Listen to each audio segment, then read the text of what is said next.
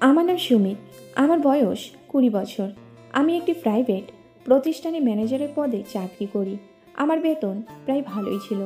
আমি বিবাহ করেছি প্রায় 10 বছর হতে চলল। আমার বিয়ে 10 বছর হলেও আমার কোনো সন্তান হয়নি, কারণ আমার বউয়ের শরীর খুব মোটা। তার পেটের ভিতরে খুব চর্বি হওয়ার কারণে সে বাচ্চা নিতে অক্ষম। আমাদের বাড়িতে একটা কাজের মেয়ে ছিল, তার নাম সুপ্রিয়া। ওর বয়স ছিল 16 বছর। এর আগে থেকে ওর মা আমাদের এখানে কাজ করত। হঠাৎ করে সে মারা যাওয়ায় সুপ্রিয়া এখন আমাদের এখানে কাজ করে, কারণ সুপ্রিয়ার বাবা ছিল না। তার মা বাসায় কাজ করেই তাদের সংসার চালাতো। সুপ্রিয়ার মা মারা যাওয়ার কারণে আমি তাকে আমার বাসা থেকে কাজ করতে বলি। সেও রাজি হয়ে যায়। এখন সুপ্রিয়ার বয়স 18 হবে। আমি প্রতি শুক্রবারে বাসায় থাকি। সেদিন আমার বউ বাসায় ছিল না, সে গিয়েছিল 5 দিন হলো, তার বাপের বাসায় গেছে।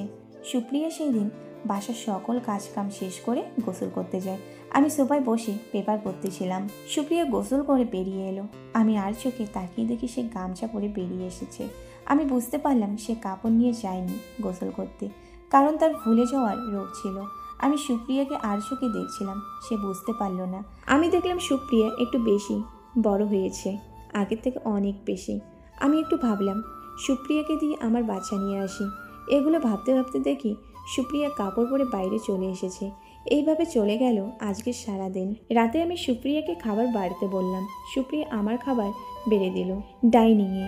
আমি সুপ্রিয়াকে বললাম, তুই আমার সাথে বস। সুপ্রিয়া প্রথমে বসতে চাইলো না। আমি ধমক দিলাম। এরপর সুপ্রিয়া আমার সাথে খেতে বসলো। খাওয়া দাওয়া শেষ হলে আমি ওকে বললাম, একটু সরিষার তেল ও রসুন গরম করে নিয়ে আমার রুমে আসিস তো। সুপ্রিয়া আমার কথায় মাথা নেড়ে ময়লা থালি বাসন নিয়ে রান্নাঘরে গেল। প্রায় আধা ঘন্টা পর তেল গরম করে নিয়ে আসলো। আমি গেঞ্জি খুলে বিছানায় শুয়ে পড়লাম আর বললাম, আমার পেট আর হাঁটু খুব ব্যথা করছে, একটু মালিশ করে দে। সুপ্রিয়া আমার পেট মালিশ করে দিতে লাগলো। এইভাবে কিছুক্ষণ মালিশ করতে লাগলো। এবার আমি সুপ্রিয়াকে বললাম, আরও ভালো করে মালিশ কর। সুপ্রিয়া কিছুটা আটকে উঠল, কিন্তু কিছু বলল না। এবার সুপ্রিয়া আবার মালিশ করতে লাগলো। আমি দেখতে লাগলাম। এবার ওর সামনে এসে আমি ওকে জড়িয়ে ধরলাম। আচমকা সুপ্রিয়াকে জড়িয়ে ধরায় সে আমার মুখের দিকে তাকিয়ে থাকলো। আমি ওকে আমার দিকে ওর মুখ এগিয়ে নিয়ে আসলাম। ও শুধু আমার দিকে চেয়ে থাকতে লাগলো।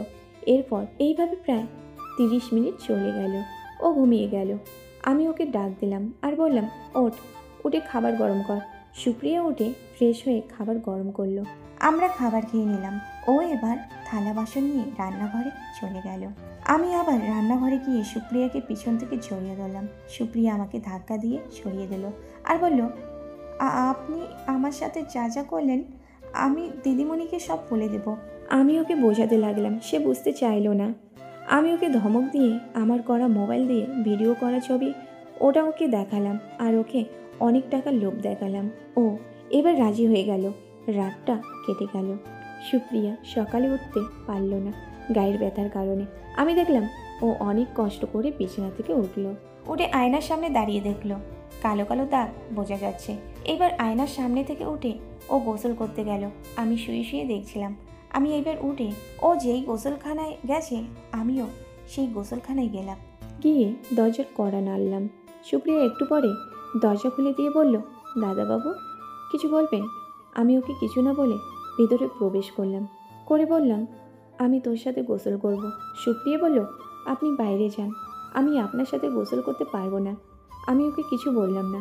এবার সুপ্রিয়া বলল, দাদাবাবু আমার শরীর খুব খারাপ। প্রায় 2 ঘন্টা পর গোসল করে বেরিয়ে এলাম। সুপ্রিয়াও গোসল শেষে বেরিয়ে এলো। আমি রেডি হয়ে অফিসে গেলাম। ওই দিনে আর হয়নি। আমি রাতে ওকে ফোন দিলাম আর বললাম, আজকে রাতে খাবার করার দরকার নেই, আমি বাইরে থেকে খাবার নিয়ে আসব। আমি বাইরে থেকে 2 প্যাকেট কাচ্চি বিরিয়ানি নিয়ে গিয়ে সুপ্রিয়াকে দিলাম আর রেখে দিতে বললাম। আমি রুমে গিয়ে ফ্রেশ হয়ে বিছানায় হেলান দিলাম। আর সুপ্রিয়া এসে বলল, দাদাবাবু চা খাবেন? নিয়ে আসবো? আমি বললাম না আর বললাম, তোর শরীরের ব্যথা কমেছে? সুপ্রিয়া কোনো উত্তর দিল না। দেখে ভেবে নিলাম ব্যথা কমেছে। আমি বিছানা থেকে উঠে ওকে পাপ্পি দিলাম। আমি এইবার ওকে বললাম, চল এইবার খাবার খেয়ে নেই। সুপ্রিয়া উঠে কাপড় পরতে গেল। আমি বললাম, ওইভাবেই যা। ও আমার কথা শুনে ওইভাবে খাবার বাড়তে গেল। খাবার বেড়ে আমাকে ডাক দিল। আমি খাবার খেতে বসলাম। সুপ্রিয়া দাঁড়িয়ে তুইও খাবার খেয়ে নে। সুপ্রিয়া আমার পাশে বসতে গেল। আমি বললাম, না, তুই আমার সাথে বস আর আমাকে খাবার খাইয়ে দে। সুপ্রিয়া আমার কথা মতো আমাকে খাবার খাওয়াতে লাগলো। খাওয়া শেষ করে ওকে বললাম, তুই খাবার খেয়ে আমার রুমে চলে আসবি। সুপ্রিয়া আমার কথা মতো খাবার খেয়ে আমার রুমে এলো। আমি বিছানা ছেড়ে উঠে ওকে জড়িয়ে ধরে ঘুমিয়ে পড়লাম।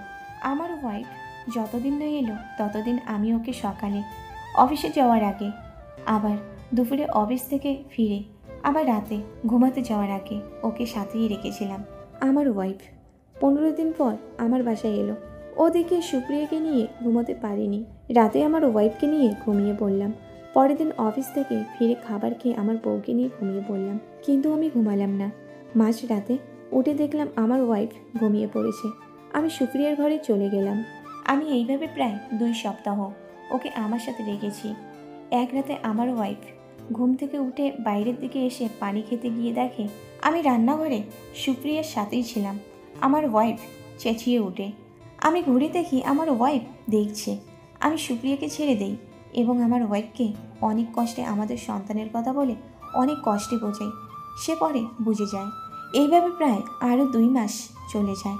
একদিন দেখি সুপ্রিয়াকে বমি করতে। আমার ওয়াইফকে দিয়ে সুপ্রিয়াকে হসপিটালে পাঠাই।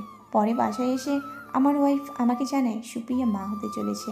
আমার সন্তান হওয়ার পর আমি সুপ্রিয়াকে মোটা অঙ্কের টাকা দিয়ে গ্রামের বাসায় পাঠিয়ে দিই। তো বন্ধুরা, গল্পটি তোমাদের কেমন লাগলো? আশা করি সবার খুব ভালো লেগেছে। তাহলে অবশ্যই একটি লাইক আর চ্যানেলটিকে সাবস্ক্রাইব করে দিন। আর যদি পারেন তাহলে গল্পটি বেশি বেশি করে শেয়ার করে দিন। ধন্যবাদ।